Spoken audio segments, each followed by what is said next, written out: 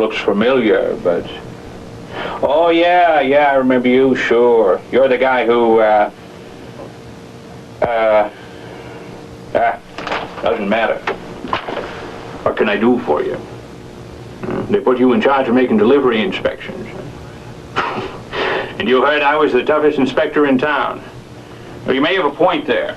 But the fact of the matter is, anybody who does delivery inspections has got to be good. Really good. Because believe me, whenever a load of new cars comes in, what you've got is a detective case.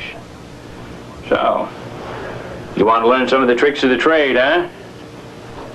Well, I'll level with you.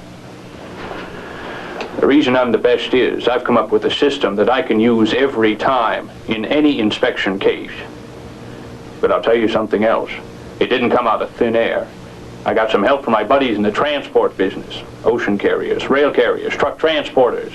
It's a system of delivery inspection that works every time. Guaranteed. You know why that's important. Well, yeah. The customers don't only expect it, they deserve it. It's called customer satisfaction, which is a capital S. And there's another reason. Bucks, greenbacks, moolah.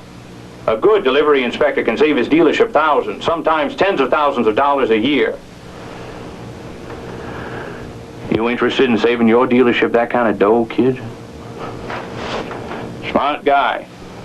Okay then, here's the system.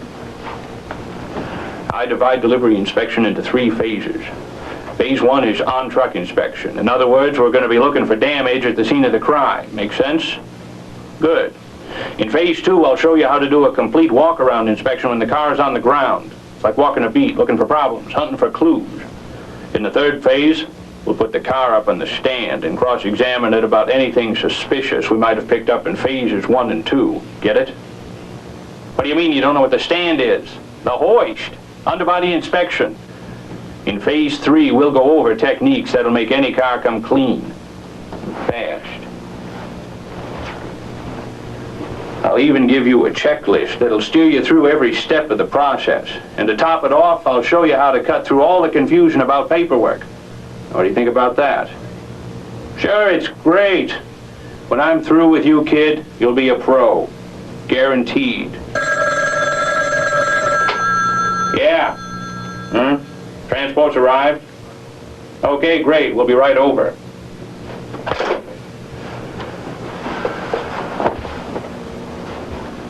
So it's off to the scene of the crime.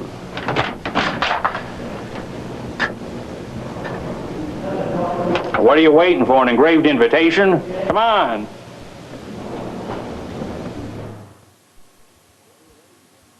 Phase 1, on-truck inspection.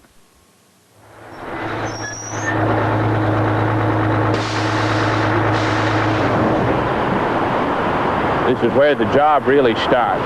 Good PR. Talk with the driver when he comes in. He'll be more willing to give you any damage information he knows about. He knows that you're working to keep him on schedule. Aye. Ah, that's great. Thanks. Really appreciate it. Get this back to you as soon as I can. Most drivers are pretty conscientious, but accidents happen. Sometimes the driver knows about it, sometimes not. Let's take a look. Here's your chance to be a detective. Notice how with the cars up in the transport, you've got a good view of the underbody. Well, it's a good opportunity to make a preliminary underbody inspection. Ask a few questions, get a few answers. You know, of course, that one of the main causes of underbody damage is improper tie-down. Well, you do now. Check the way each car is tied down. Well, go on, check it. It won't bite you. Changing cable should be attached to the tie-down hooks at about a 45-degree angle. Damaged tie-down hooks are pretty common. Here's one we got in the other day. See how the hook has been torn and bent. Sometimes carriers will attach the tie-down cables to the suspension or axles. Here's an example of a bent suspension member. If the chains aren't properly attached to the tie-down hooks, make a preliminary check for damage. Then plan to make an underbody inspection in phase 3. Another area where we see transport damage is on engine splash shields and front spoilers. These sometimes get banged up when the cars are driven up the ramp onto the transport. Chances are you're going to find some damage to the exhaust system, suspension, or who knows what under the car. One other thing. Sometimes on a tight turn, a tractor and trailer can jackknife and damage some of the cars. Be sure to check it out. It should be noticeable right away. See anything? Good. Now let's review what to do in Phase 1 before the cars are unloaded. Phase 1, on-truck inspection tips. Check for major vehicle damage by walking around the truck while it is still loaded. Check that each vehicle has been properly tied down using the tie-down hooks. Check for damage to the front engine splash shield and spoiler. Phase 2, on-ground inspection.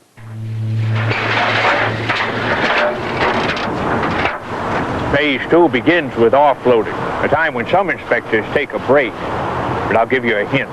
Cars can get damaged in all sorts of ways during offloading. My advice is keep your eyes open. Look for anything suspicious. Once the cars are on the ground, count on spending a full hour inspecting each load and use every minute of it. Believe me, the time spent in the walk-around pays off tenfold in customer satisfaction and big bucks saved for the dealership. So far, so good. But here's where the footwork really begins. Basically, we're going to make a circle around the car, starting right here, next to the driver's door. First thing is to check the VIN number. That's it right there. Now check it against the number on the delivery receipt. Do they match? Good. Now you can look at the windshield. Top deck windshields often show scratches from tree limbs or flying gravel. A bottom deck car might have been damaged by loose chains or something dropped from the top deck, like a tool or a bolt or a body. Just a little joke. Next, sight across the windshield like this to pick up any small cracks. You'll be using their sighting technique throughout the inspection, so learn it well. Now you move slowly towards the front of the car, checking the front left portion of the hood and the left front fender. See here? There's a scratch in the left front fender. A good rule of thumb for determining whether a scratch is serious enough to make a claim against the carrier is if you can feel it with your fingernail. If you can, it warrants a claim. If not, it can be buffed out at the dealership and shouldn't be included in the delivery receipt. This one's deep enough for a claim. If the receipt has damage codes, use them properly. And you must always, and I mean always, include the type of damage, the size of damage, and the location of damage. Size of damage, 2.5 inches. Type of damage, size of damage, location of damage. All here in black and white. And the more detail, the better. Because if your description is vague, any damage claim might be adjusted down to the minimum or rejected completely. Let's move along now. Next, we need to sight down the left side of the car for dents or irregularities. Get down low for the best angle. Imagine that you're checking out your own car. You'd want the side panels to be perfectly smooth, right? Well, make sure they are. Now you want to inspect the front end for damage. Check out the headlights, the bumper, and other front trim. At this point, you should also look for scratches and tears on the engine splash shield. Hey, come on, you afraid of getting your pants dirty? You've got to get in close, because if you do find damage, you're going to have to put the vehicle on the hoist for inspection. After the front end is done, sight across the top of the hood for dents. Should be as smooth as a lake at sunset. Then check the hood for proper alignment. The spacing between the hood and the fender should be perfectly uniform. If the hood is misaligned, then that's right. Note the damage according to type, size, and location on the receipt. Oh, and here's something you should know. A misaligned hood is often a sign of serious frame damage. For instance, here's a hood that looks slightly off kilter. No big deal, right? Wrong. Because of improper tie-down, the frame of this car was completely buckled. That car was a total wash. Worthless. But the only indication the inspector had was the small hood misalignment. So remember, if you see any alignment problems in the hood or the rear deck or the doors, be sure to make a note to put the car up in the hoist for a thorough frame check. Now let's check the right front fender and inspect the windshield for damage that wasn't visible from the other side. Next stop is the right door. 3 questions. Any dents or scratches? Is the glass in perfect shape? Is the door properly aligned? Now onto the roof panel. Remember, cars from the top deck might show damage from tree limbs or flying gravel. Bottom deck cars might show damage from dropped objects or loose chains. Continue checking with those eagle eyes along the rear quarter panel, taking time to sight across the rear glass. Now sight over the rear deck, the same way that you sighted across the hood. No dents or scratches? Good. Now check the rear deck alignment.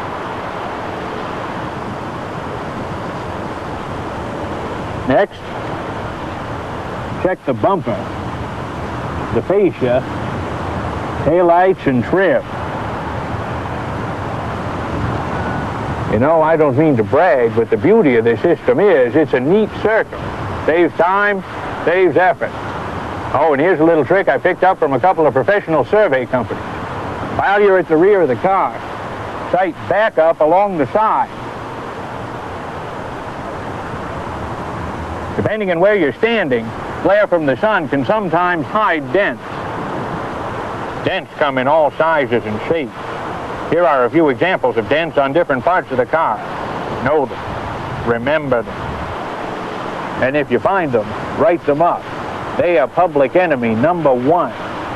But if all is perfecto, and start along the left side of the car, checking the rear quarter panel.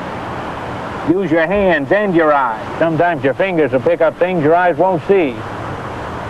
Be sure to check the rear glass from the left side of the car.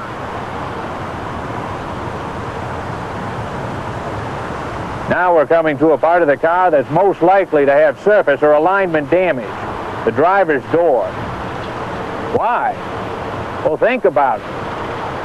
Ever since the car left the factory, transport people have used this door to get in and out of the car. I always take extra time to examine this baby.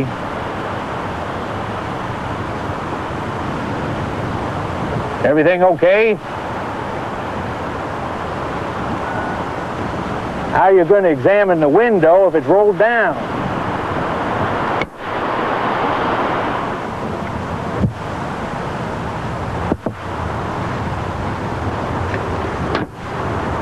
When you're through with that, check the left roof panel.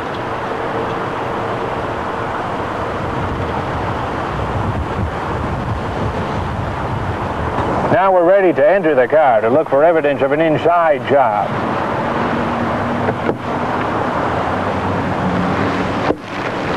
Your first clue will be soiled areas. The perpetrators are transport personnel. Check anywhere where somebody might have rested an arm or a hand. Then check the headliner, steering wheel, dash, and carpet. So far, so good. Now check the plastic and upholstery for tears and burns. Be particularly watchful for cigarette damage, because there's nothing like a burn in the upholstery to ruin a customer's day. Now the only thing left to check is the trunk.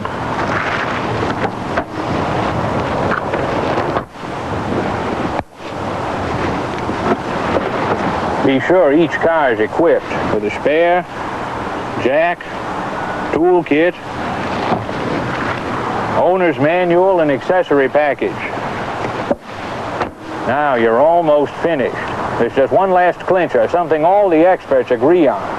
And that's a final cursory walk around in the opposite direction. I'll lay you 50-50 odds you pick up something you missed the first time around. Now let's take a breather, then recap Phase 2. Phase 2, on-ground inspection tips. A full hour for inspection is allowed per truckload. Make good use of this time. Begin the inspection as soon as the first vehicle is on the ground.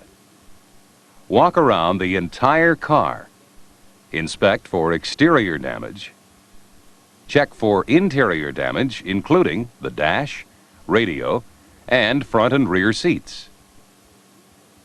Check the trunk for spare tire, jack, accessory package, and other loose items shipped with the vehicle.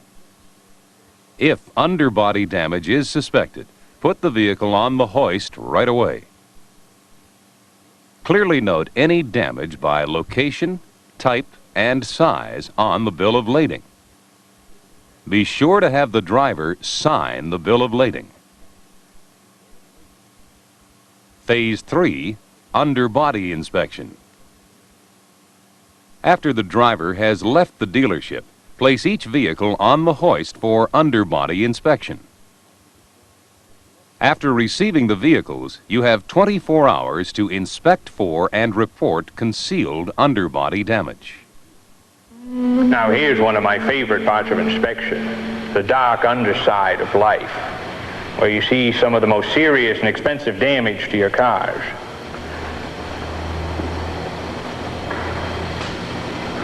I know most dealerships don't take the time to inspect every car in the hoist. Maybe they'd change their tune if they knew how much money they stood to lose. By now you should have your clues gathered as to which cars definitely have to take the stand. And getting those cars to talk isn't as difficult as you might think. Hey, don't worry. It's not like I'm asking you to join the Foreign Legion. Here's what you do. First, follow up on any damage already noted. For instance, if you saw bad alignment on the hood or the rear deck or the doors. Check the frame rails.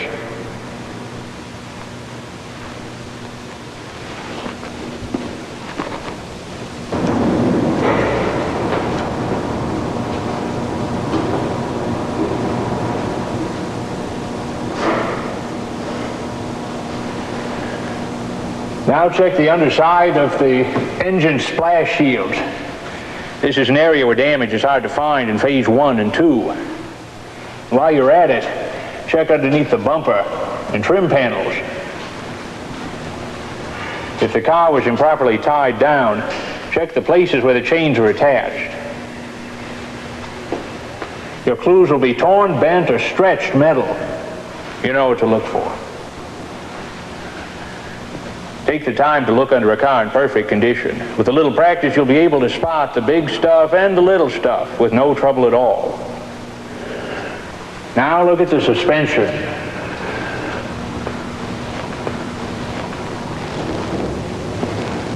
Then go ahead and check the engine and driveline components.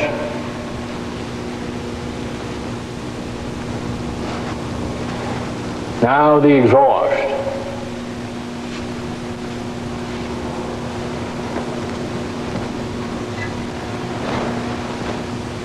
See any dents, tears, punctures?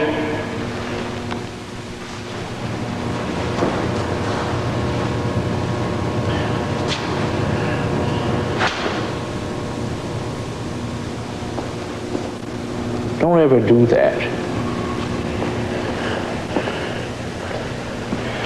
You can also spot tears and scratches in the underbody. See anything?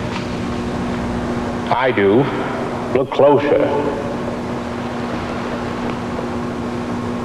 See how the metal is showing through the underbody coating? You'd never see anything like that if you didn't have the car up in the hoist. Last thing is to check the inner sidewalls and tread areas of the tires. Phase 3, underbody inspection tips. The carrier must be notified in writing of concealed damages within 24 hours of delivery. Damage to glass and gravel shields and missing spare tires and accessory packages are not considered concealed. Each vehicle should be placed on a hoist within 24 hours of delivery and checked for concealed damages to the following areas. 1. Exhaust system. 2. Underbody sheet metal. 3. Suspension system. 4. Engine and drivetrain components. And 5. Inner side tire walls. Phase 4. Documentation. Look, everybody hates paperwork, but this is really one of the easiest parts of the job. Accurate descriptions on the bill of lading and damage claims and prompt submission of claims will aid your dealership in receiving a settlement. The most important aspect of receiving vehicles at the dealership is the careful and complete inspection of each automobile. Claims, in most cases, can only be honored on the basis of the damages and exceptions noted at time of delivery at the dealership and recorded on the transport carrier's bill of lading. Vehicles delivered during normal business hours should be inspected immediately. The dealership is entitled to 1 hour inspection time for each full load delivered.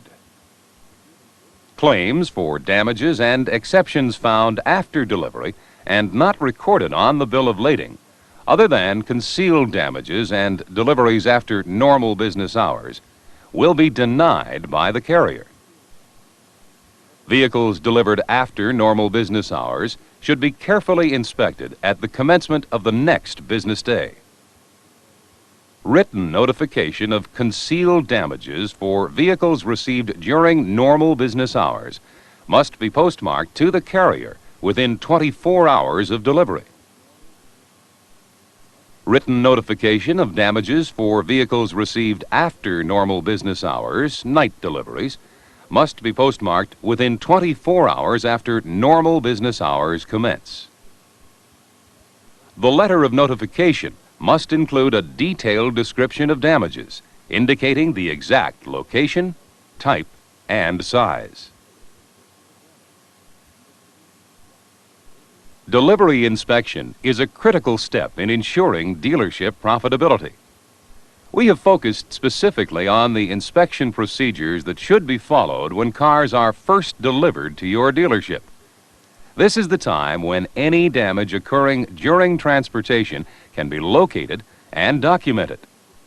By following the 4 phases you have just seen, your dealership will be able to perform a professional vehicle inspection, document and report damages in a correct manner, and subsequently increase dealership profitability.